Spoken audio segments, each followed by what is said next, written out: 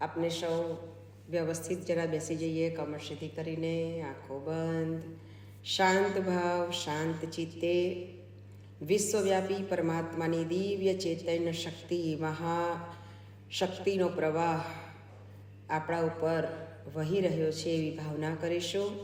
અત્યારે આપણે ચાલીસાનો પાઠ કર્યો, મંત્ર રટન ગુરુદેવના અવાજ સાથે કર્યા, એટલે એક દિવ્ય વાતાવરણ આપણી આજુબાજુ નિર્માણ પામેલું છે. હવે તેને ખૂબ અંતઃકરણની ગહેરાઈમાં પહોંચી અને એ જે દિવ્ય સ્પંદન છે, એ જે દિવ્ય ચૈતન્ય શક્તિ છે, એને ખૂબ અંતઃકરણમાં ધારણ કરીએ છીએ. ભાવના કરીશું, પ્રાર્થના કરીશું, પ્રભુ આપ ચેતના સ્વરૂપે અમારા સૌની અંદર બિરાજમાન છો. અમારી અંદર એક અંશ છે અને આપ અંશી છો. આપ એક વિરાટ પ્રવાહનો દિવ્ય મહાસાગર છો. આપની એ દિવ્ય શક્તિ પ્રવાહિત થઈ અમારા અંતઃકરણની અંદર એટલી બધી દિવ્યતાથી, તેજસ્વીતાથી, ઓજસ, તેજસ અને વર્ચસ્વ શક્તિ દ્વારા અમારું અંતઃકરણ શુદ્ધ, પવિત્ર, દિવ્ય અને પરમ કૃપાથી ઉત્પ્રોત કરી દો. અમારો આ માનવ જન્મ સાર્થક થાય એ માટેની એવી શક્તિ ભરો કે અંદર રહેલા તમામ પ્રકારના દોષોનું પરિમાર્જન થઈ જાય. અંતઃકરણમાં જે કોઈ પટ છે, કપટ છે, એ બધું જ દૂર થઈ જાય. છલ, દ્વેષ, દંભ જે કાંઈ છે બધાથી અમને મુક્ત કરી દો. બહારના શત્રુઓ કે બહારના ચોર તો કદાચ બહારની વસ્તુને લૂંટી શકે કે બહાર નુકસાન કરી શકે, પણ ભીતરની અંદર રહેલા આ જે શત્રુઓ છે એનાથી અમારી રક્ષા કરો.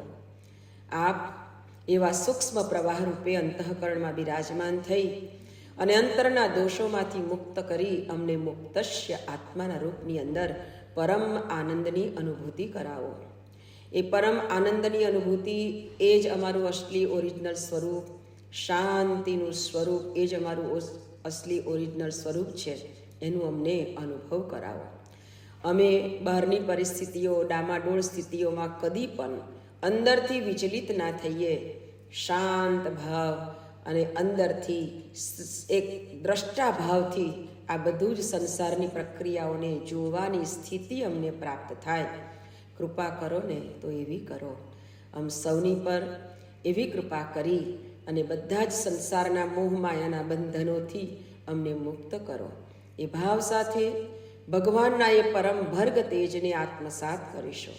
પ્રાર્થના કરીએ કે એ જ તેજ મને સાચો રાહ બતાવે, એ જ તેજ મને સત્યના રાહ પર ચાલવાનું સાહસ બક્ષે અને નિરંતર અમે આ ભક્તિના પંથે, સત્યના માર્ગે અવિરત ગતિશીલ બની શકીએ.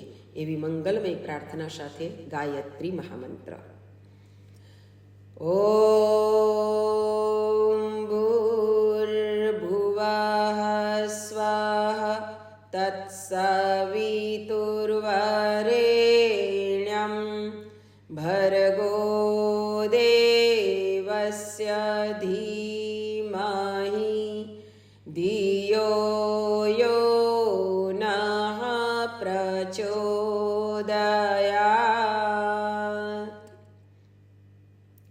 વયં બોધમયં નિત્યં ગુરુશંકરરૂપિણો યમાશ્રિતો હિ વક્રોऽપી ચંદ્રઃ સર્વત્ર વંદ્યતે.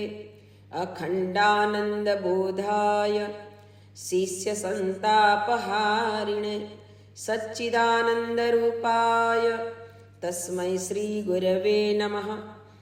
યા દેવી સર્વભૂતેષુ માતૃરૂપેણ સંસ્થિતા નમસ્તસ્यै નમસ્તસ્यै નમસ્તસ્यै નમો નમઃ.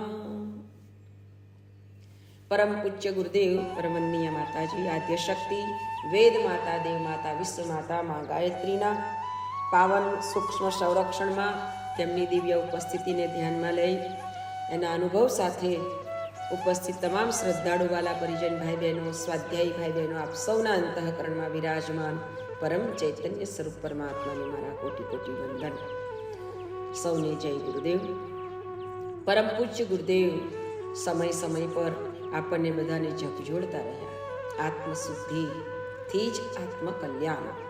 આત્મશુદ્ધિ ન થાય ત્યાં સુધી આત્મકલ્યાણ સંભવ નથી. એટલે આત્મશુદ્ધિ કરવા માટે ગુરુદેવે ઉચ્ચારણ બતાવ્યા છે કે આત્મશોધન, પહેલું આપણે આત્મશોધન કરીએ. મારામાં શું ખામી છે, મારામાં શું અયોગ્ય તત્વ છે, એને શોધન કરવાનું. આ એક ઊંચામાં ઊંચી સાધના છે. ગુરુદેવે જે 3 પાર્ટ બતાવ્યા આપણને કે અધ્યાત્મના રાહ પર ચાલવા માટેના પ્રથમ 3 પગથિયા ઉપાસના, સાધના અને આરાધના.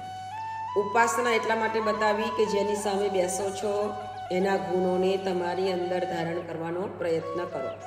સાધના એટલા માટે બતાવી કે જે 24 કલાક કરવાની, કે સાધો મનને, સાધો મનને, સાધો. આદત બુરી સુધાર લો, બસ હો ગયા ભજન, मन की तरंग मान लो, बस हो गया भजन भजन, आदत बुरी सुधार लो. આપણી અંદરની જે બુરાઈઓ છે એને સતત દૂર કરવા માટેનો પ્રયત્ન કરવો, જાગૃત આત્મા બનીને, એનું નામ સાધના. તો સાધનાને ગુરુદેવ 24 કલાક બતાવ્યું.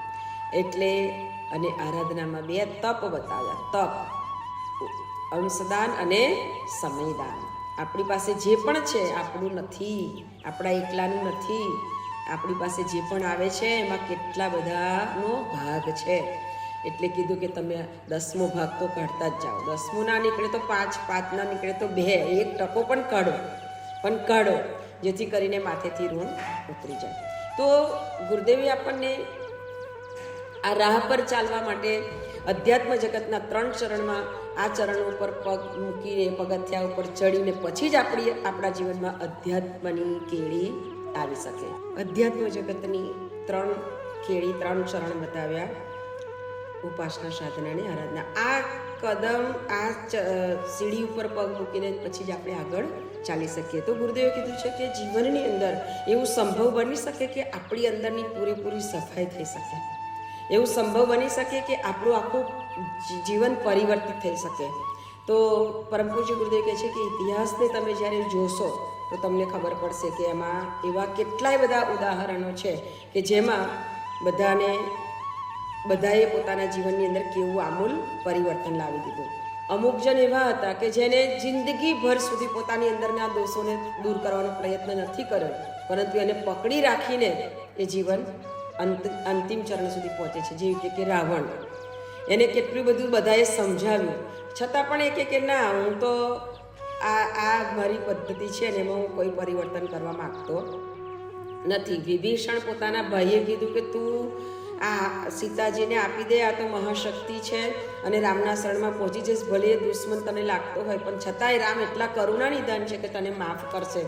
તો રાવણે એને લાત મારીને પોતાની સભામાંથી કાઢી મૂક્યો. એટલે ઘણી વખતે જિદ્દી સ્વભાવવાળી વ્યક્તિ હોય છે એ પોતાના સ્વભાવમાંથી બિલકુલ ખસવા તૈયાર થતો નથી. એટલે કહ્યું છે કે જીવનની અંદર આપણને અભાવ નથી નડતો, પરંતુ સ્વભાવ નડે છે. અભાવને કારણે કોઈ જીવનમાં કોઈ તકલીફ આવતી નથી. અભાવમાં માણસ જીવી શકે છે, કોઈના પ્રભાવની અંદર માણસ જીવી શકે છે, પરંતુ સ્વભાવ એ માણસ ના બદલે ત્યાં સુધી એના જીવનમાં દુઃખ એના જીવનમાંથી જતું નથી. કંસને જુઓ કે એને એક માની જ લીધું હતું કે આટલું બધું એની સામે કોલિયા પીળને, હાથીને જ કેટલો શરાબ પીવડાવીને આમ નાના નાના 2 છોકરાની સામે લડવા મોકલી દીધો. હવે હાથી તો એક જ સૂંઢમાં પકડીને પગ નીચે દબાવી દે, નાના છોકરાઓના કચર જણવાડી દે. છતાંય એ નાના છોકરાઓએ હાથીને મારી નાખ્યો.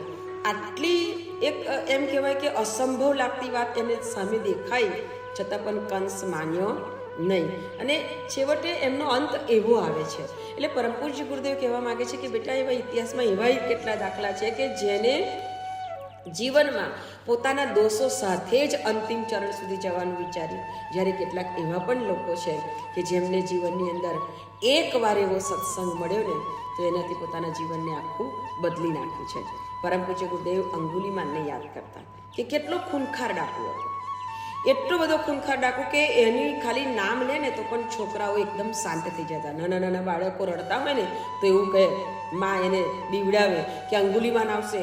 એટલે એ અંગુલીમાન ડાકુનો એટલો હાવ હતો ને કે નાના છોકરાઓ પણ શાંત થઈ જાય. તો કહેવાનો મતલબ કે વ્યક્તિના જીવનમાં જ્યારે આવી પરિસ્થિતિઓ ઊભી થઈ જાય છે ત્યારે એની અંદર પરિવર્તન કેવી રીતે લાવવું? હવે ભગવાન તો રામ ભગવાન પણ રાવણની સામે ગયા હતા, કૃષ્ણ પણ કંસની સામે ગયા હતા, પણ કોઈ પરિવર્તન આવ્યું નહીં. એ કેટલી જબરજસ્ત એની અંદર એ પડેલી હશે કે સ્વયં ભગવાન ગયા છતાં પણ એ એમાંથી ટસથી મસ ના થયો. જ્યારે અંગુલિમાનના જીવનમાં એ જે જંગલમાં રહેતો હતો એ જંગલની નજીકનું જે ગામ હતું એ ગામમાં ભગવાન બુદ્ધનું આગમન થાય છે. અને ભગવાન બુદ્ધ એ ગામમાં રોકાય છે. અને જ્યારે એમને જોયું કે ગામના લોકો તો એક ડાકુથી બહુ ડરી રહ્યા છે, એટલે એમને વિચાર કર્યો કે આજે હું આ જંગલમાં જઈશ. બધા ભિક્ષુએ કહ્યું કે નહીં પ્રભુ, હે ભગવાન, તમે આ જંગલમાં ના જશો, બહુ જ ખૂનખાર ડાકુ છે. એવું નહીં વિચારે કે આ ભગવાન છે અને તમને મારી નાખશે. ભગવાન બુદ્ધે હસતા હસતા સ્મિત વીરતા કહ્યું કે એની ચિંતા મને નથી કે મને કોઈ મારી નાખશે, કારણ કે મારવું અને તારવું એ તો ઉપરવાળાના હાથમાં છે. આ સંસારમાં ઈશ્વરની ઈચ્છાથી બધું ચાલે છે, એટલે એની કોઈ ચિંતા ના કરશો. એમ કરીને ભગવાન બુદ્ધ જાતે જ એ જંગલમાં પ્રવેશ કરે છે. ચાલતા ચાલતા ચાલતા ચાલતા જ્યારે એ કેડી પસાર કરતા રહ્યા છે અને અચાનક અંગુલિમાને એમને જોયા. એટલે અંગુલિમાને બૂમ પાડી, એ ઊભો રહે છે, ત્યાંનો ત્યાં જ ઊભો રહે છે. એમ કરીને અંગુલિમાન પોતાની તલવાર લઈ અને ઝડપથી એ બાજુ દોડે છે. એ બાજુ ઝડપથી દોડે છે, પરંતુ એ દોડે છે ખરો, જેટલો એ દૂર દોડે ને એટલા ભગવાન એને દૂર દેખાય, એટલા એને દૂર દેખાય. એટલે એને ફરીથી ખીજાઈને બૂમ પાડી, ઊભો રહે, કેમ દૂર દૂર ભાગે છે? એટલે ભગવાન બુદ્ધ એકદમ એની નજીક આવી ગયા, એને એકદમ નજીક દેખાયા કે હું ક્યાં દૂર ભાગું છું, હું તો અહીંયા જ ઊભો છું. એમ કે ભાગવાનું કામ તો તું કરે છે, હું તો સ્થિર જ છું. કહેવાનો મતલબ કે અંદરનું અસ્તિત્વ છે ને એ સ્થિર હોવું જોઈએ. અંદરના અસ્તિત્વને ક્યાંય ભાગવા ના દેશો. અને એ બધી આ બધું જે સ્થિર કરવાની જે વાત છે ને એને અનુભવ કરવો પડે, એના માટે પ્રેક્ટિસ કરવી પડે. હું બિલકુલ સ્થિર છું, હું બિલકુલ સ્થિર છું. આપણા મનને આ એનર્જી આપવી પડશે, આપણા મનને આ બોધ કરાવવો પડશે કે હું સ્થિર છું, હું આનંદ સ્વરૂપ છું, હું પરમ ચૈતન્ય સ્વરૂપ છું, હું પરમ પવિત્ર છું. આ એને નિરંતર એને યાદ કરાવવું પડે છે. એટલે હલતા ચાલતા કામ કરતા જઈને પણ આપણે આપણી જાતની સાથે વાતો કરવાની છે કે હું શાંત છું, સ્થિર છું, હું પવિત્ર છું, હું પરમ પવિત્ર દિવ્ય શુદ્ધ ચૈતન્યશીલ આત્મા છું, હું આનંદ સ્વરૂપ છું, હું નિત્યાનંદ સ્વરૂપ છું, હું સચ્ચિદાનંદ સ્વરૂપ છું. આ સતત જ્યારે આપણા મનને કહેતા રહીશું ત્યારે મન એ અંતઃકરણમાં રહેનારો આપણો જે આત્મા છે એ આત્માની સાથે એકાકાર થાય ને ત્યારે આપણા અંતરની સ્થિતિ, જ્યારે આ બોલતા બોલતા અથવા સ્મરણ કરતાં કરતાં જ્યારે આપણે એકદમ સ્થિરતા અનુભવીએ છીએ ને ત્યારે તે જ સમયે આપણી અંદર એક વિશેષ હલચલ થવા લાગે છે. અને એમાં જ્યારે સુષુમ્ના ચાલુ થઈ જાય ને ત્યારે બિલકુલ નીરવ શાંતિ આપણને ભીતરની અંદર અનુભવાય છે. આનો અનુભવ કરવો પડે, આના માટે પ્રેક્ટિસ કરવી પડે. જો આપણા બાળકોને પણ કહે છે પ્રેક્ટિસ કર તો તને આવડશે. એક રાતમાં કોઈ પહેલવાન બનતું નથી, એક જ રાતમાં કોઈ યોગાચાર્ય બનતું નથી. એને પ્રેક્ટિસ કરવી પડે છે. કોઈ પણ કાર્ય કરવું હોય ત્યારે પ્રેક્ટિસ કરવી પડે છે. ઋષિમુનિઓ જંગલમાં જઈને પલાઠી લગાવીને બેસી જતા હતા. એ શું છે? પ્રેક્ટિસ છે. પ્રેક્ટિસ કરો તો તમે જે લક્ષ્યને પામવા માગો છો એ પામી શકો, નહીં તો નહીં. એટલે આપણને કદાચ એવું થાય કે ટાઈમ હોય તો બેસીએ ને, બરાબર છે, પણ છતાંય આપણે એમાં પ્રયત્ન કરતું જવાનું, સમય કાઢતું જવાનું. સમય ના હોય જ્યારે પથારીમાં જઈએ ને ત્યારે તો આપણને કોઈ ડિસ્ટર્બ કરવાનું નથી. સવારે ઉઠીએ ત્યારે અને જ્યારે સૂવા જઈએ ત્યારે, આ બે સમય એવા છે કે એમાં આપણે પ્રેક્ટિસ કરી શકીએ. અને ગુરુદેવે પણ કીધું છે કે સવારે ઉઠતાની સાથે જ આત્મબોધની સાધના કરો અને એની સાથે આ બધું જ આપણા મનને આપો. તો ભગવાન બુદ્ધ કહે છે કે હું તો અહીંયા જ ઊભો છું, હું તો ક્યાંય ભાગતો નથી, હું તો સ્થિર છું. ભાગે છે કોણ? આ દુનિયા. તમે જુઓ ને, સવાર પડ્યું નથી અને ચાલુ થયું નથી, કે એક રોડ ફૂલ, એ ક્યાંય જગ્યા નથી મળતી. અને રાતના 12 વાગ્યા સુધી તમે જુઓ કે રોડ ઉપર વાહનોની અવર જવર. તો દુનિયા ભાગી રહી છે. આ ભાગતી દુનિયામાં પોતાની જાતને આપણે સ્થિર કરવાની છે. તો એ સ્થિરતાને લાવવા જેમ જેમ આ સ્થિરતા મનની અંદર આવતી જશે, અંતરમાં આવતી જશે, તેમ તેમ તમે જુઓ વ્યક્તિના સ્વભાવમાં પરિવર્તન આવી જશે, એના વ્યવહારમાં પરિવર્તન આવી જશે. અને આ વ્યવહાર, આ સ્વભાવમાં પરિવર્તન આવે એટલે સમજવાનું, થોડું પણ પરિવર્તન આવે એટલે સમજવાનું કે મારી દિશા સાચી પકડાઈ છે. હવે મારે બહુ વધારે પડતું આના ઉપર ધ્યાન આપીને આગળ વધવાનું છે. અંગુલીમાન એકદમ નજીક થઈ જાય છે ભગવાન બુદ્ધની અને કહે છે કે તને કોઈ રોક્યો નહીં, એમ કે મારું નામ ખબર નથી તને? એટલે ભગવાન બુદ્ધ હસવા લાગ્યા કે મને ખબર છે કે તું અંગુલીમાન છે અને તું બધાને બહુ મારે છે, બધાને મારી નાખીને એની આંગળીઓના તું હાર પહેરે છે, તારા ગળામાં જ દેખાય છે કેટલા બધાના હાર, આંગળીઓના હાર તે પહેર્યા છે. તો પણ મને એની ડર નથી, એમ કે કારણ કે ઈશ્વર ઈચ્છા વિના મને કોઈ નહીં મારી શકે. એટલે હસવા માંડે છે અંગુલીમાન, ખડખડાટ હસે છે. હે, મારી સામે આવીને ઊભો છે, તું એવું સમજે છે કે હું બચી જઈશ? તારી એમ કે શબ્દોની જાળ મારી આગળ ના બિછાવીશ, હું તારા શબ્દોની જાળમાં ફસાવ એવો નથી. મરવા તૈયાર થઈ જાય એમ કરીને જેવો તલવાર કાઢવા જાય છે ને, તો ભગવાન બુદ્ધ હસતા હસતા એકદમ સ્મિત આપતા કહે છે કે તું તલવાર કાઢીશ ને તો પણ તું મારું કશું જ નહીં બગાડી શકે. એટલે પેલાને વધારે ખીચડે છે. હું ઈચ્છું ને તો જ આ જંગલમાં ચાલી શકાય કોઈનાથી, હું ઈચ્છું એવું જ આ થઈ શકે, મારી ઈચ્છા વગર અહીંયા કશું કોઈનું કંઈ ચાલતું નથી. એટલે ભગવાન બુદ્ધે હસતા હસતા કીધું, ઓકે, તારા ઈચ્છા વગર અહીંયા કશું જ ચાલતું નથી તો કંઈ વાંધો નહીં, મારું એક નાનું કામ કરી દે અને પછી તું મને મારજે. તો કે શું મને કામ આપવાનું હતો? એમ કે તો કે કાંઈ નહીં, આ ઝાડ દેખાય છે ને એનું એક પાન તોડી લાવ. એટલે અંગુલીમાન હસે છે, આટલું નાનું કામ? આટલા મોટા ખૂંખાર ડાકુને આવું નાનું કામ અપાતું હશે? એમ કે તો કે ના, એટલું નાનું જ બરાબર છે, તું લઈ આવ. એટલે અંગુલીમાન તો કૂદકો મારે છે ને આખી ડાળી તોડીને લઈ આવે છે. ભગવાન બુદ્ધે એમાંથી એક પાન તોડ્યું અને કહ્યું કે મારે ડાળીનું નથી કામ, મારે તો એક જ પાનનું કામ હતું, હવે આ ડાળી જ્યાંથી લાવીને ત્યાં ચોટાડી દે. એટલે અંગુલીમાન વિચાર કરવા લાગ્યો કે આ ડાળી મારાથી થોડી ચોટે. ભગવાન બુદ્ધે કહ્યું કે તું ડાળી જ્યાંથી લાવે ત્યાં ચોટાડી દે. તો કે હવે ના ચોટે. એમ કે તો કે કેમ? તારી ઈચ્છાથી બધું ચાલતું હોય તો તું ડાળી ચોટાડી દે. શું આ વૃક્ષ તારી ઈચ્છાથી ઉગે છે? આ ડાળી તારી ઈચ્છાથી નહીં ચોટે? તો કે ના, તો એને ચોટાડનાર કોણ છે એનો વિચાર કર. આ વૃક્ષ કેવી રીતે ઉગે છે એનો વિચાર કર. તું એવું ના વિચારીશ કે તારી ઈચ્છાથી બધું ચાલે છે. અને ત્યાં અંગુલીમાનના હૃદયની અંદર એક એવું અદ્ભુત પરિવર્તન આવવા લાગ્યું, એવો વિચાર એના મનની અંદર થવા લાગ્યો કે વાત સાચી છે, આ ડાળી હું તોડી શકું ખરો, લગાડી ના શકું. એટલે ભગવાન બુદ્ધે કહ્યું એના મનમાં જ્યારે આ વિચાર ચાલતો હતો ત્યારે, બેટા, જીવનની અંદર પાડવું સહેલું છે, તોડવું સહેલું છે, પરંતુ બનાવવું બહુ મુશ્કેલ છે. અને જે બનાવી શકે ને એ શ્રેષ્ઠ કહેવાય, એ મહાન કહેવાય. તમે કોને, પોતાની જાતને આપણે કેવી રીતે મહાન કહી શકીએ? સંભવ જ નથી કે આપણે મહાન બની શકીએ. આપણા કરતાં બીજા કેટલાય મોટા મહાન છે, આપણા કરતાં એના કરતાં કેટલા બીજા મોટા મહાન છે, એના કરતાં બીજા કેટલા મોટા મહાન છે. મતલબ કે જેનું કોઈ પાર ના પાવી શકાય એવું જે તત્વ છે ને એ પરમ તત્વ છે. એટલે એ પરમ તત્વથી આ જગતમાં કોઈ જ મોટું નથી. તું ધારે તો પણ તું ન જીવી શકે. તારું મોત નજીક હોય ને તો તારે મરવું જ પડે. તું ઈચ્છે કે મારે નથી મરવું, સંભવ નથી, શક્ય નથી. માટે હે અંગુલીમાન, તું સમજ અને હવે આ જીવનને તું કેળવી લે. તારા માટે ભગવાને એક અવસર આપ્યો છે, એક તક આપી છે. હવે આ તકનો લાભ લઈ લે. અને એટલામાં એ નજીકના ગામમાંથી બહુ જ અવાજ આવવા લાગ્યો. એટલો બધો અવાજ આવવા લાગ્યો એટલે ભગવાન બુદ્ધ એ તરફ ચાલવા લાગ્યા.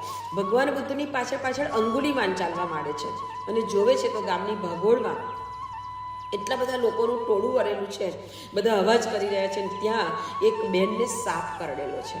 આ સાપ કરડેલો છે, બધા રડી રહ્યા છે, એના સગા સંબંધીઓ, અને બધા આક્રંદ કરી રહ્યા છે. એટલે આ બધું આક્રંદ જોઈ અને આજે બુદ્ધના થોડા સંપર્કથી અંગુલીમાનના મનની અંદર કરુણા જાગૃત થઈ.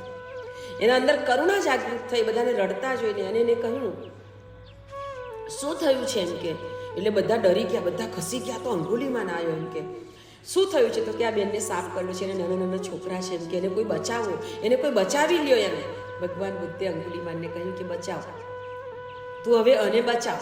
તું કહે છે ને કે મારી ઈચ્છાથી બધું ચાલે છે, તો તું આને બચાવી લે. એટલે અંગુલિમાન તરત જ એના અંદર એટલું બધું આમ યુદ્ધ ચાલુ થઈ ગયું કે હું શું કરું કે આ બચી જાય, હું કેવી રીતે બચાવું કે આ બચી જાય. એના હૃદયમાં પશ્ચાતાપના વાદળો ઉમટવા લાગ્યા. અંદરથી એટલો બધો આમ દ્રવિત થઈ ગયો અને એને એમ થવા લાગ્યું કે હું શું કરું. ઘૂંટણીએ પડી ગયો, ભગવાન બુદ્ધની સામે પહોંચી ગયો અને આંખમાંથી આંસુ વહેવા લાગ્યા. હવે એના હૃદયની અંદર કરુણાનો જે સ્પંદન થયું ને એ વહેતું થઈ ગયું. જ્યારે વ્યક્તિના અંતઃકરણમાં કરુણાનું સ્પંદન વહેતું થાય છે ત્યારે પરમ પૂજ્ય ગુરુદેવ કહે છે કે બેટા, એવા સમયે ભગવાનની શક્તિનો પણ અનુભવ તેના ભીતરની અંદર ચાલુ થઈ જાય છે. કહેવાય છે કે એ દિવસે જ્યારે એના આંખમાંથી આંસુ જોયા ને એટલે ભગવાન બુદ્ધે કહ્યું કંઈક યાદ કર કે જેથી કરીને તારા નિમિત્તે આ બેન બચી જાય. અને ત્યારે અંગુલિમાને બે હાથ જોડી ભગવાન બુદ્ધની સન્મુખ જોઈને એમ કહે છે, હે ભગવાન, મારાથી એક પણ સારું કામ થયું હોય ને તો આ બેન બચી જાય. મારાથી એક પણ સારું કર્મ થયું હોય ને તો આ બેનને તમે જીવતી કરી દો. અને બસ જ્યાં આ અંતરમાંથી સ્ફુરિત થઈ વાણી અને ત્યાં પેલી બેને આંખો ખોલી, સળવળવા લાગી. ઊભેલા બધા જ વિચાર કરવા લાગ્યા કે આ અંગુલિમાન જેને આટલા બધા હજારો લોકોને માર્યા અને એના પ્રતાપે આજે આ બેન ઊભી થઈ, એમ કે એનું કયું પુણ્ય એવું હશે કે એના લીધે આ ઊભી થઈ. કહેવાનો મતલબ ગુરુદેવ અહીંયા આપણને એ પણ કહેવા માંગે છે કે દરેક વ્યક્તિ બધી જ રીતે ખરાબ હોતી નથી. સારા અને ખરાબ ગુણો તો આપણામાં પણ છે, મારામાં, તમારામાં, બધામાં છે. પરંતુ એ જ ગુણોનું અવલોકન સદાય કરતું રહેવું. ગુરુદેવ એટલે કહે છે કે ક્યારેક એવા ગુણો આપણી અંદર પ્રવેશ કરી જાય નક્કી નથી. જાગૃત એટલે રહેવાનું કહે છે. તો આ અવલોકન સદા કરતું રહેવું પડે છે. તો એમ કે એના કારણે એમ કે આ બચી ગયું તો બધાને વિચાર કરવા લાગ્યો. ભગવાન બુદ્ધ કહે છે કે હવે શું કરું. અંગુલિમાન કહે છે કે હવે હું શું કરું. ત્યારે એટલામાં જ નગરના રાજાના દરબારીઓ આવી જાય છે અને અંગુલિમાનને પકડી લે છે. અંગુલિમાનને કહે છે કે તારા માથાની કિંમત રાજાએ જાહેરાત કરી દીધી છે. જો તું તારી જાતે આત્મસમર્પણ કરીશ તો કદાચ બચી શકવાની સંભાવના છે, નહીં તો તારા માટે આજે કાળી કેદ નક્કી જ છે અને છેલ્લે ફાંસીની સજા નક્કી છે. એટલે અંગુલિમાન તે સમયે કાંઈ બોલી શકે એમ જ નહોતો. એ પોતે બંદી બની ગયો. રાજ દરબારમાં એને લઈ જવામાં આવે છે. ભગવાન બુદ્ધ પણ રાજ દરબારમાં જાય છે. આ બાજુ સભા ભરાયેલી છે. અંગુલિમાનને આવેલો જોઈને બધા એકદમ એ થઈ ગયા, ખબર ને, જેમ કોઈ એવી વ્યક્તિનું બહુ જ સાંભળ્યું હોય ને જોઈ ના હોય અને જોવાની મળે એટલે બધાને આમ થઈ જાય, ઓ આ અંગુલિમાન, આ ડાકુ છે. બધા એને જોઈને આમ હતપ્રત થઈ ગયા. રાજાએ કીધું કે અંગુલિમાન, તે બહુ જ બધું કામ કરી દીધું છે, હવે તારો અંત નજીક છે. જ્યારે રાજા એના કામ પ્રત્યેની બધી યાદ કરીને એના પ્રત્યેની હીના વ્યક્ત કરતા હતા, હીનતાનો ભાવ વ્યક્ત કરતા હતા, એવા જ સમયની અંદર ભગવાન બુદ્ધનું આગમન થાય છે. ભગવાન બુદ્ધનું આગમન થાય છે એટલે રાજા કહે છે કે આઈએ પ્રભુ, પધારીએ. અને એમના માટે બેસવાની વ્યવસ્થા કરે છે અને કહે છે કે હે ભગવાન, તમે આવા કેવા સમય આવ્યા કે જ્યારે હું અંગુલિમાનને એક સજા કરવા જઈ રહ્યો છું. ત્યારે ભગવાન બુદ્ધ કહે છે કે હવે સજા નહીં, હવે એ દયાને પાત્ર બને એવી સ્થિતિમાં છે. માટે એના ઉપર દયા કરો, એના ઉપર કરુણા કરો. એટલે રાજા કહે છે કે કેવી રીતે કરુણા કરી શકાય? એને કેટલા લોકોને માર્યા, કેટલું બધું કર્યું. તો કે ભલે એ જે કર્યું તે. જ્યારે વ્યક્તિ પશ્ચાતાપ કરીને પોતાની જાતને બદલવા તૈયાર થાય ત્યારે એવા મોડ ઉપર એને આપણે હંમેશા એને દયાને પાત્ર બનાવી અને એને ચાન્સ આપવો જોઈએ, એને તક આપવી જોઈએ. તો મહારાજે હવે ભગવાન બુદ્ધની વાત હતી એટલે નકારી તો શકાય જ નહીં. એટલે ભગવાન બુદ્ધની વાતને શિરોધાર્ય કરી અને અંગુલિમાનને કહે છે કે ભગવાનના કારણે આજે હું તને આ સજામાંથી ને ફાંસીમાંથી મુક્ત કરું, પરંતુ મને શું ખબર કે તું પછી સારું જ કામ કરીશ. અને ત્યારે અંગુલિમાન ભગવાન બુદ્ધના ચરણમાં પડીને કહે છે, મને તમારો ભિક્ષુ બનાવો, મને તમારો ભિક્ષુ બનાવો. ભગવાન બુદ્ધે કહ્યું કે ભિક્ષુ બન્યા પછી ગમે તેવી પરિસ્થિતિ આવે પણ ત્યારે તારે ટસથી મસ્ત થવાનું નથી, તો હું તને ભિક્ષુ બનાવું.